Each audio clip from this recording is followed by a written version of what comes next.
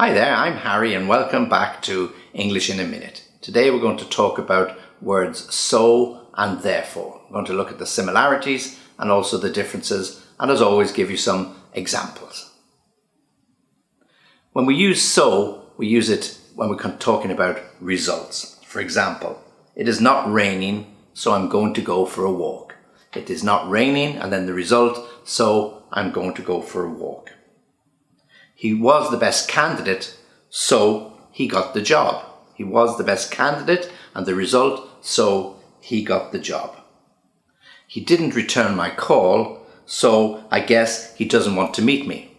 He didn't return my call, and then the result of that is, so I guess he doesn't want to meet me. So when we're using so, it's always about a result. When we're using therefore, it's more about something formal. And we use it in very formal language, although we can use it when we're talking to our friends or when we are writing, and you're more likely to see it in a written format, but it is much more formal. He passed his driving test, therefore he would be able to get a license. He passed his driving test and then he got his license. He passed his driving test, therefore he was able to get his license. The manager is sick, therefore I am going to take the meeting today. The manager is sick, and as a result of that, therefore I will take the meeting today. She has a really good memory, therefore she is generally correct. She's really got a good memory, and then as a result of that, therefore she is generally correct. So when we're using so and therefore in those circumstances, they're very, very similar.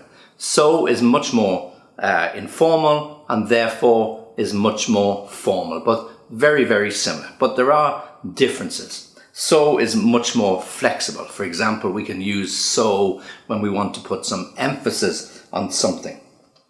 So we want to put stress, we'd say, it's very cold. So we use very as a word for stress, but we can replace that with it's so cold. So we're putting the emphasis on so to say how cold it is, but we can't use therefore in that situation. We can't say it is therefore cold. It doesn't make sense. So it is so cold. It is so hot.